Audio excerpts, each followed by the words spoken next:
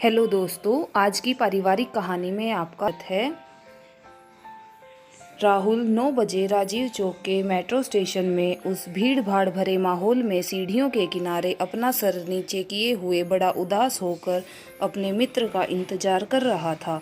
उसी समय सुनील आता है और राहुल के कंधे में हाथ मारता हुआ पूछता है, अरे यार राहुल, तूने तो हद ही कर दी। तेरी शादी को अभी 1 सप्ताह भी नहीं हुआ और तू फिर से जॉब से ऑफिस जा रहा है। यार, पत्नी के साथ छुट्टियां मना, कहीं घूमने जा, भाभी को भी कहीं दिल्ली या देहरादून दिखा, घूम फिर। सुनील बोले जा रहा था, लेकिन राहुल था कि अपना सिर उठा ही नहीं रहा था। सुनील ने गंभीर होकर पूछा, यार सब ठीक तो है ना? तू उदास क्यों दिख रहा है? राहुल तब भी चुपचाप था। यह देखकर सुनील ने कहा, तबीयत तो ठीक है ना? और भाभी? यार तू बोलता क्यों नहीं? घर में सब ठीक तो है ना? राहुल ने गहरी सांस लेकर धीरे से बुदबुदाते हुए बोला, यार बहुत बड़ी गलती हो गई।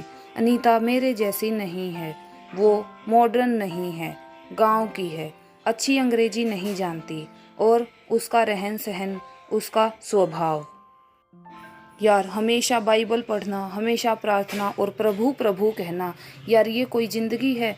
3 दिन में ही परेशान हो गया हूँ, गले की हड्डी हो गई है वो मेरे लिए। मेरी तो जैसे ज़िंदगी ही बर्बाद हो गई है। सुनील ने कहा, अरे तू भी तो क्रिश्चियन है ना? हाँ हूँ तो सही, लेकिन हम लोग बड़े दिन में ही और ईस्टर आदि में ही चर्च जाते हैं। यार हर समय बाइबल की बातें और यह सब कुछ दिखावा मुझे तो बिल्कुल अच्छा नहीं लगता। जैसे मैं अपने घर में नहीं किसी चर्च में रह रहा हूँ। सुनील ने दिलासा देते हुए कहा, सब कुछ ठीक हो जाएगा यार। कुछ समय दे, भाभी को नई नई है, दिल्ली में सब कुछ सीख जाएगी। राहुल ने बात काटते हुए कहा, चल ऑफिस देर हो रही है। आज राहुल और अनीता को 3 माह हो चुके हैं, लेकिन राहुल अलग कमरे में सोता है और किसी भी तरह अनीता के सामने नहीं आता। घर से बाहर जाते समय माँ ने चिल्लाकर कहता है, माँ मुझे देर हो जाएगी, वापस आने में आप खाना खाकर सो जाना, मुझे एक ज़रूरी मीटिंग है। तो ये तो उसका रोज का बहाना हो गया था। अनीता जब भी पानी या चाय देती तो राहुल उसे ऐसे सलीके से गिलास या कप को पकड़ता कि कहीं उंगलियां स्पर्श न हो जाएं। अनीता हर वो प्रयास करती कि कैसे वो राहुल को खुश रखे, माँ का ध्यान रखती, सुबह से शाम तक घर को सजाने और संवारने में लगी रहती। यूट्यूब से देख देख कर बढ़िया से बढ़िया खाना बनाने की कोशिश करती। आज शाम राहुल गाजर का हलवा खाते हुए जोर जोर से अपने ऑफिस के किसी व्यक्ति से बात कर रहा था।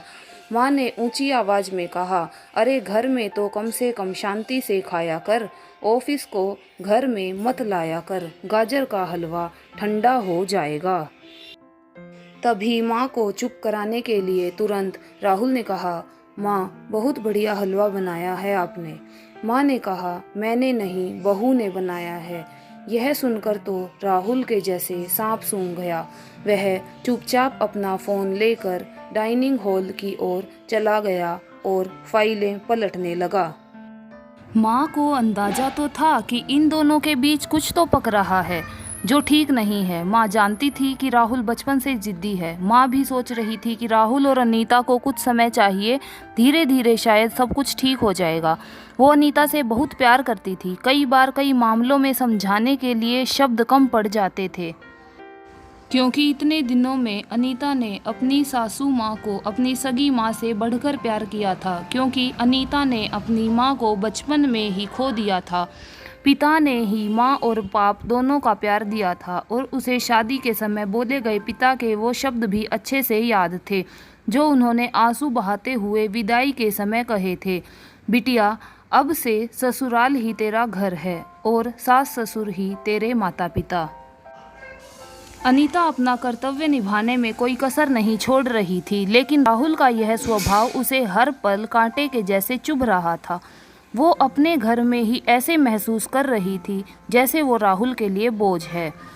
अनीता ने ठान लिया कि अब वो ज़्यादा चुप नहीं रहेगी। वो इस विषय में राहुल से खुल के बात करेगी कि क्या कमी है मुझ में, क्यों वो इस ऐसे गुनाह की सज़ा सह रही है जो उसने कभी किया ही नहीं। वो ऐसा सोच ही रही थी कि राहुल ने चिल्लाया, माँ ऑफिस का टिफ़िन लगा दिया है क्या? अनीता ने टिफ़िन उठाकर राहुल की ओर बढ़ाकर दिया, लेकिन जैसे ही राहुल ने टिफ़िन का हैंडल पकड़ा, अनीता ने उसका दूसरा हिस्सा नहीं छोड़ा और बोली, मैं आपसे कुछ बात करना चाहती हूँ। और भरे हुए गले से आंसू बहाते हुए बोली, यदि मैं तुम्हें पसंद नहीं हूँ तो मुझे मेरे पापा के घर छोड़ आओ। राहुल कुछ बोल नहीं पाया, बस धीरे से बोला, ओके देखता हूँ। अनीता की ये बात जैसे राहुल के कानों में ज़ोर ज़ोर से गूंज रही थी। पूरा दिन उसका काम करने में मन नहीं लगा। वो सोच रहा था, क्या हो रहा है मेरे जीवन में, किसकी गलती है, क्यों यह सब कुछ हो रहा है। अनीता सुंदर है, पढ़ी लिखी है, लेकिन आखिर क्यों। जो भी हो, अंदर से कहीं लग रहा है चलो अच्छा है, बला टली। वो अपने घर चली जाएगी, कुछ दिनों में तलाक आदि के पेपर तैयार करवा लूँगा। वो भी किसी और से शादी कर सकती है और मैं भी आज़ाद। वो इस उधेड़-बुन में पूरा दिन कुछ काम न कर सका और टिफ़िन भी खाना भूल गया। वो जैसे ही घर पहुंचा तो क्या देखा, माँ बिस्तर पर पड़ी है और उसे बहुत तेज बुखार है।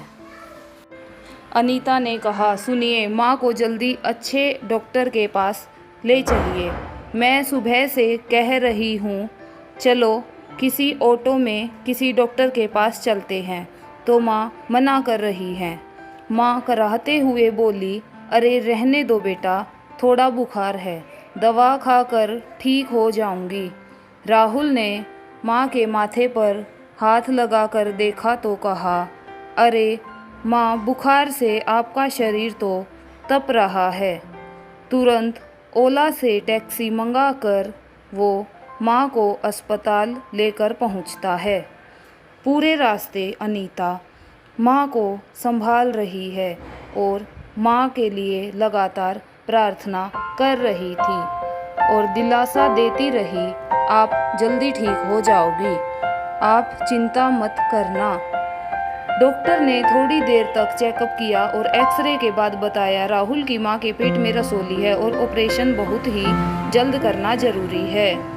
राहुल के पूछने पर डॉक्टर ने बताया 5 लाख की जरूरत पड़ेगी और उसके पास केवल 1 दिन में ही पैसे का इंतजाम करना है। यह सुनकर राहुल के डर के मारे हाथ कांपने लगे। वो सोचने लगा, अभी शादी के समय ही तो कर्ज लिया था, दोस्तों को पार्टी देने में सारी पूंजी चली गई थी। लेकिन वो अस्पताल से बाहर आकर जिसे भी हो सकता था फोन लगाना शुरू किया। सभी दोस्तों ने कुछ न कुछ बहाने बनाकर या दुख जताकर फोन रख दिया। उसने ऑफिस में फोन किया, वहाँ से भी मालिक ने कहा, देखो राहुल, लॉकडाउन के बाद वैसे भी हमारी कंपनी लॉस में चल रही है और आपने पहले भी एडवांस ले चुके हो।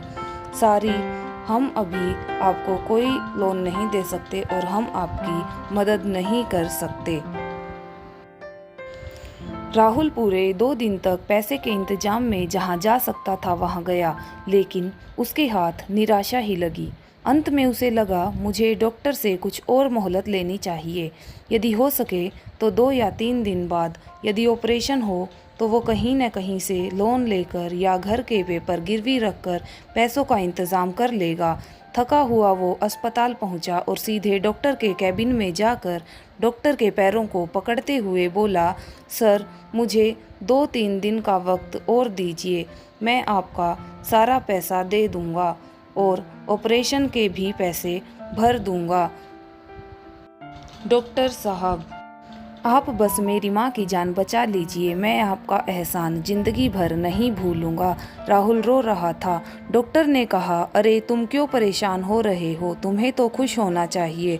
ऊपर वाले ने तुम्हें इतनी अच्छी पत्नी दी है, उसने पूरा पैसा चुका दिया है, तुम्हारी माँ का ऑपरेशन हो चुका है और वो अब खतरे से बाहर है, वो अब बातें भी कर सकती है। आज छुट्टी मिल जाएगी और आप अपनी माँ को अपने साथ अपने घर लेकर जा सकते हो।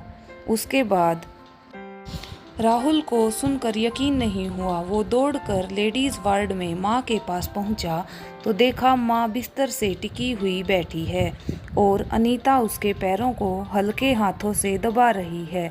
राहुल को आज अपना कद अनीता के सामने बहुत छोटा लग रहा था। वो भी माँ के पैरों के पास जाकर बोला, माँ कैसी हो? तभी नर्स ने कहा, इन्हें थैंक यू बोलो, ये आपकी पत्नी है क्या? इन्होंने पूरी रात सेवा करी है और जीसस से प्रार्थना करी है इनके जीवन के लिए। राहुल अनीता से नज़रें नहीं मिला पा रहा था, फिर भी नीचे देखते हुए बोला, अनीता कहाँ से इंतजाम हुआ इतने पैसों का? अनीता ने कहा, मेरे पास कुछ पैसे जमा थे जो मैंने गांव में बच्चों को ट्यूशन पढ़ाकर कमाए थे और कुछ जेवर थे उन्हें बेचकर। माँ ने धीरे धीरे आंखें खोलकर बुदबुदाते हुए बोली, बेटा ये मेरी बेटी से बढ़कर है। और अनीता का हाथ राहुल के हाथ में रखते हुए बोली, मैं तुम दोनों को हमेशा खुश देखना चाहती हूँ। राहुल के आँखों में पश्चाताप के आंसू अनीता के हाथों पर गिर रहे थे।